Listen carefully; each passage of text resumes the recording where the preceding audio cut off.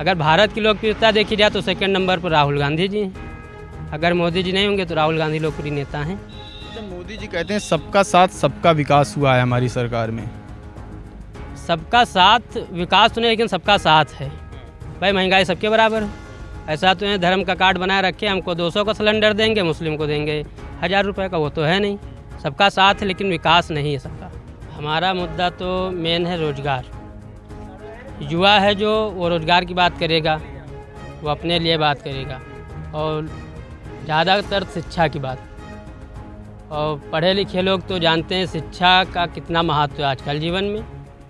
अगर पढ़ेगा तो रोज़गार मांगेगा, अगर नहीं पढ़ेगा तो रोज़गार मांगेगा ही नहीं। बदलाव तो क्या बताया, बदलाव तो बहुत देखना चाहते लेकिन बदलाव होगा नहीं। मोदी जी तो पहले से कह रहे हैं 400 पार। अरे 400 पार क्या वो बना के रखे हैं कि 400 पार कर देंगे? वो तो जनता तय करेगी 400 पार होंगे या 100 ही पार हो जाए बहुत। लेकिन वो तो 400 पार पहले से फिट किए बैठे हैं कि भैया 400 पार है अब की बार। भाई साहब, लोकसभा चुनाव नज़दीक है, ऐसे में क्या देखते हैं, किन मुद्दों के लेकर वोट करेंगे? हमारा मुद्दा तो मेन है रोजगार। युवा है जो वो रोजगार की बात करेगा, वो अपने लिए बात करेगा, और ज़्यादातर शिक्षा की बात। और पढ़े लिखे लोग तो जानते हैं शिक्षा का कितना महत्व है आजकल जीवन में। अगर पढ़ेगा तो रोज़गार मांगेगा, अगर नहीं पढ़ेगा तो रोज़गार मांगेगा ही नहीं। प्रधानमंत्री नरेंद्र मोदी 2014 के चुनाव में मैनिफेस्टो जारी किए थे जिसमें 2 करोड़ रोजगार देने का वादा किया था। 2 करोड़ रोजगार मिल पाए हैं? 2 करोड़ तो रोज़गार तो नहीं मिले, लेकिन 2 करोड़ लोगों के ऊपर लाठियाँ मिली हैं इको गार्डन में। अच्छा। शिक्षकों के ऊपर जो कहा जाता है गुरु होता है। माँ बाप तो पैदा कर देते हैं लेकिन चलना सिखाना गुरु का काम होता है। उन पर लाठी बरसाना मतलब अपने माँ बाप पर लाठी बरसाना बराबर माना जाता है, ऐसा गुरु जी कहते हैं हमारे। अरे सपा का मैनिफेस्टो भी जारी हो गया है चुनाव के पहले। उनमें मैनिफेस्टो में साफ तौर पे लिखा है कि जो बेटियां हैं उनको पीजी तक मुफ्त शिक्षा दी जाएगी, जो छात्र हैं उनको लैपटॉप दिया जाएगा। इससे संतुष्ट हैं? संतुष्ट नहीं है।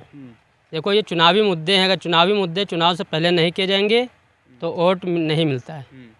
अगर पहले कहेंगे नहीं, घोषणा पत्र जारी करेंगे, वो कर देंगे, ये कर देंगे, लेकिन करते कुछ नहीं।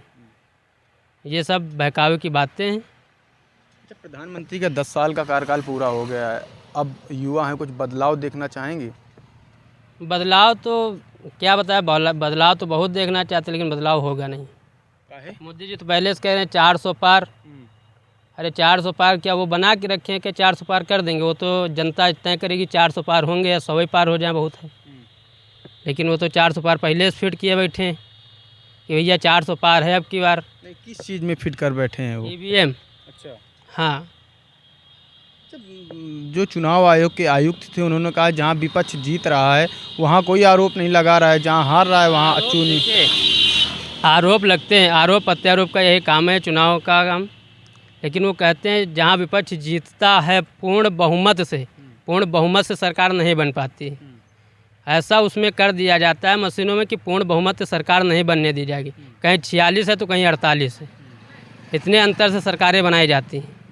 जैसे कि राजस्थान में सोचो पूर्ण बहुमत की सरकार में तो नहीं बनी। अच्छा, आप दशहरी गांव के रहने वाले हैं, मोहनलालगंज सीट्स के अंतर्गत आता है। यहाँ से सांसद कौशल किशोर हैं, 10 साल हो गए उनको यहाँ से। इस बार मौका देंगे उनको? हम तो भैया उनको वोटें नहीं दिए हैं। एक बार तो विधानसभा में दे, अब की बार लोकसभा ही है। ना उनको दिए हैं ना देंगे। बातें नहीं मानते हैं कोई हम लोगों की। जो बात ना माने, अब मोहल्ले की अगर कोई भी हो, अगर बात नहीं मानेंगे उससे बोलेगा ही नहीं आदमी। तो वो तो सांसद जी अगर वो नहीं मानेंगे, वो तो जनता है, जनता ने बनाया उनको, संसद तक पहुंचाया है। और मोदी जी तो मंत्री बना दिए, तब पर भी बात नहीं मानते हैं। अच्छा, ये बताइए, आप युवा हैं, आप प्रधानमंत्री मोदी को ज़्यादा पसंद करते हैं या फिर राहुल गांधी को? नहीं, अगर लोकप्रियता में देखी जाए तो इस समय प्रधानमंत्री मोदी जी हैं। वो ठीक है, लोकप्रियता है उनकी विश्व में, तो उस हिसाब से पसंद किया जाता है उनको। अगर भारत की लोकप्रियता देखी जाए तो सेकंड नंबर पर राहुल गांधी जी हैं। अगर मोदी जी नहीं होंगे तो राहुल गांधी लोकप्रिय नेता हैं। अच्छा, मोदी जी कहते हैं सबका साथ सबका विकास हुआ है हमारी सरकार में। सबका साथ विकास तो नहीं, लेकिन सबका साथ है। भाई महंगाई सबके बराबर है। ऐसा तो है धर्म का कार्ड बनाए रखे, हमको 200 का सिलेंडर देंगे, मुस्लिम को देंगे 1000 रुपये का वो तो है नहीं। सबका साथ है लेकिन विकास नहीं है सबका। विकास में रोज़गार है, रोज़गार दे दो, सभी उसमें करेंगे, नौकरी सभी करेंगे। अगर विकास होगा तो सबको मिलेगा विकास, अकेले हमको थोड़ी ना मिलेगा। अच्छा, उत्तर प्रदेश के मुख्यमंत्री हैं योगी आदित्यनाथ, उनका साफ तौर पे कहना है कि जितने भी अपराधी हैं उनको मतलब पूरी तरह से ध्वस्त कर दिया गया है हमारी सरकार में। पिछली जो सरकारें थी उनमें जो मुख्यमंत्री और मुख्य न्यायाधीश होते थे उनकी फ्लीट रुकवाकर अपराधी अपना काफिला निकलवाते थे। कैसे देखते हैं? नहीं, ये तो काम सही है। जैसे कि न्यायाधीश जा रहे हैं, नेताओं का काफिला जा रहा है, गैंगस्टर लोग आए रोक दिए, अपना काफिला निकाल देते थे, ये कम है। और पिछली सरकारों के अपेक्षा इस सरकार से ये सरकार ठीक है, हम इस काम से संतुष्ट हैं। अपराध के मामले में ठीक, के काम में ठीक है।